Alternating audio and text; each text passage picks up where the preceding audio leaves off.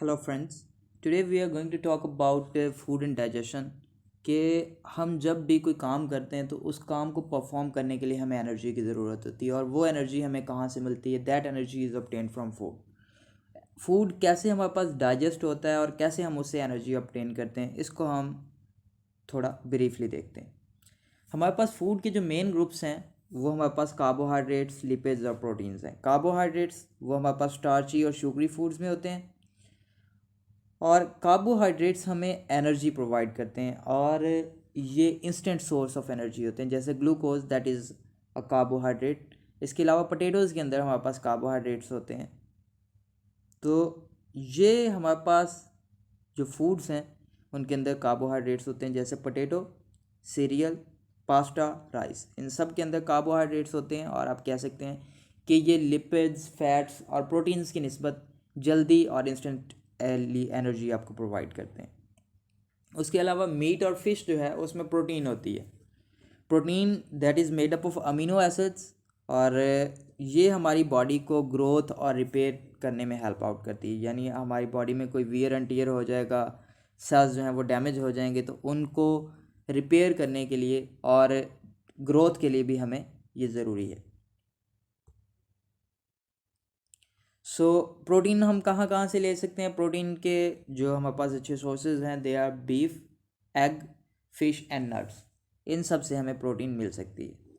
Protein के बाद हम चलते हैं विटामिन और मिनरल्स पे।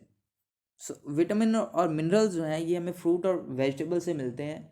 ये हमें कार्बोहाइड्रेट्स, लिपिड्स और प्रोटीन्स की निस्बत कम मिकदार में चाहिए होते हैं।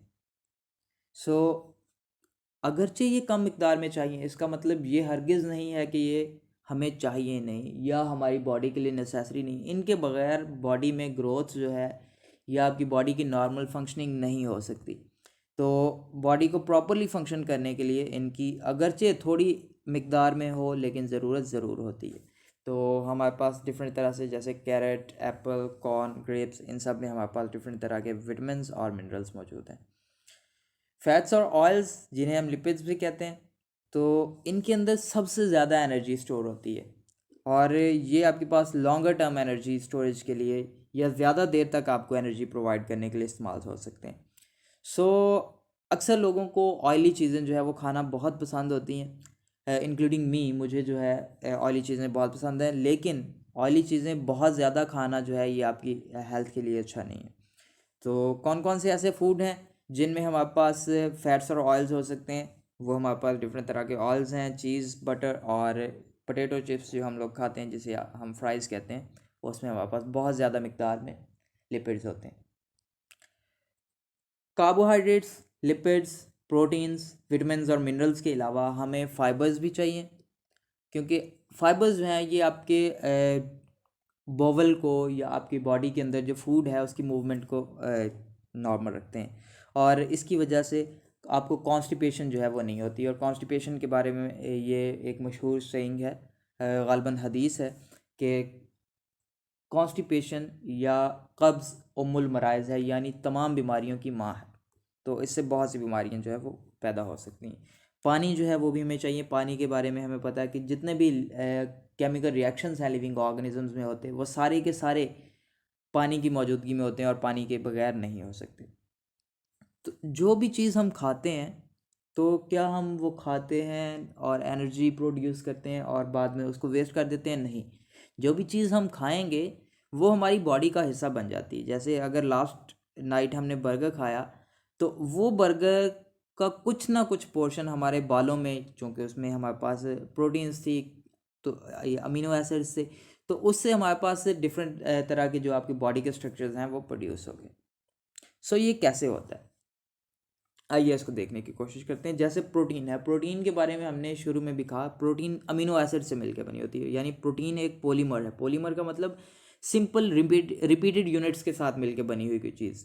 और वो जो रिपीटेड यूनिट्स हैं उन्हें हम कहते हैं मोनोमर्स। जैसे यहाँ पे हमारे पास ये 1, 2, 3 कुछ यूनिट्स नज़र आ रहे हैं। इन यूनिट्स को कंबाइन करके क्या बना दिया गया हमारे पास? एक पॉलीमर, यानी बहुत ज़्यादा यूनिट्स। पॉली का मतलब हुआ बहुत ज़्यादा।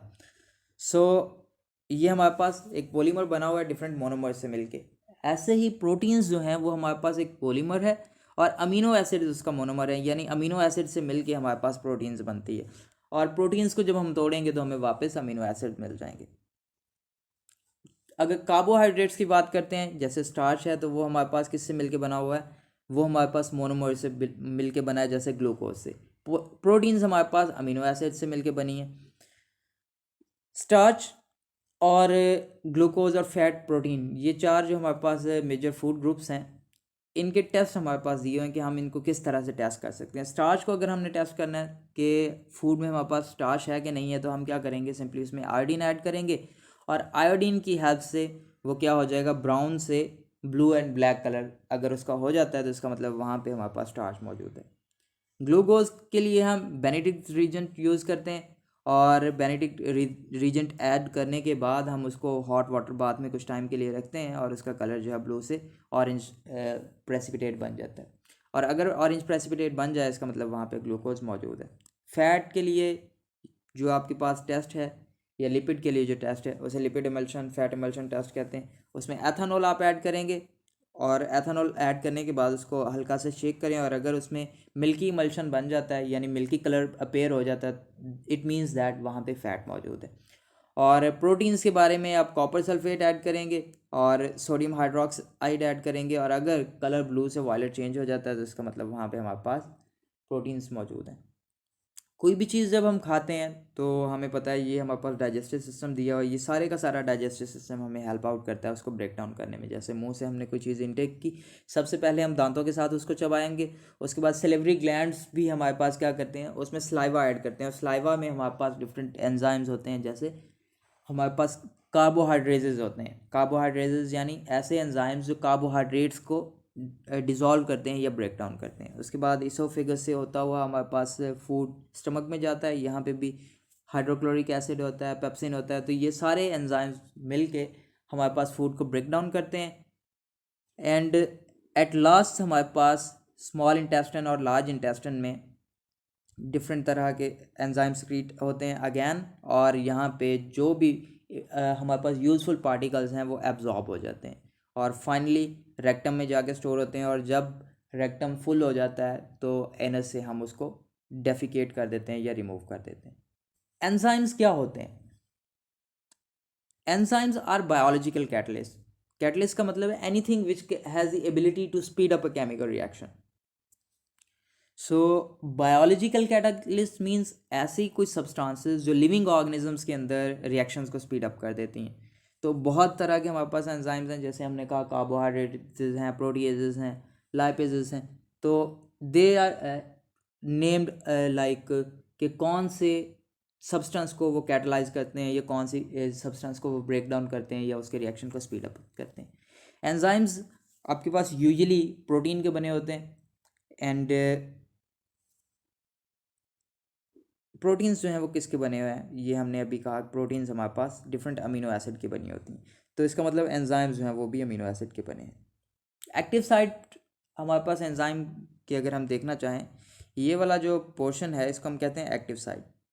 और एक्टिव साइट यानी एंजाइम का थोड़ा सा ही पोर्शन कैटालिसिस में या रिएक्शन को स्पीड अप करने में हिस्सा ले रहा होता है। और कैटालिसिस पे होता क्या है कि वहाँ पे जो हमारे पास सबस्ट्रेट है, जिस चीज़ ने ब्रेक डाउन होना है या जिस चीज़ पे रिएक्शन परफॉर्म होना है, जिसने प्रोडक्ट में चेंज होना है, वो आके हमारे पास एक्टिव साइट पे बाइंड होगी और वहाँ पर हमारे पास जो भी रिएक्शन होना है वो परफॉर्म होता है। और लॉक एंड की मॉडल हमारे पास इसको एक्सप्लेन करने के लिए एक है और एक इंड्यूस फिट मॉडल है। यानी जो हमारे पास एंजाइम है that is like a lock and reactant is like अ की। जैसे किसी लॉक को ओपन करने के लिए हमें स्पेसिफिक की ज़रूरत होती है, चाबी की ज़रूरत होती है, उसी तरह ही हमें किसी भी एंजाइम की फंक्शनिंग के लिए एक प्रॉपर रिएक्टेंट की ज़रूरत है और उसके बिना हमारे पास रिएक्शन परफॉर्म नहीं हो सकता। जैसे यहाँ पे देखें तो ये हमारे पास एक एंजाइम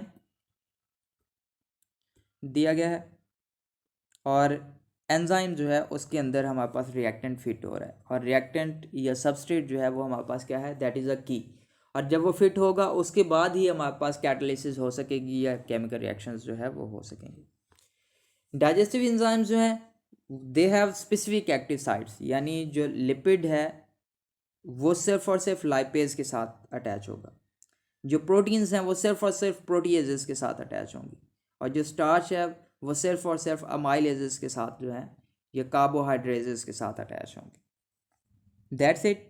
अगर आपका इसमें से कोई क्वेश्चन है तो आप कमेंट सेक्शन में पूछ सकते हैं। See you in the next video. अल्लाह हाफिज़।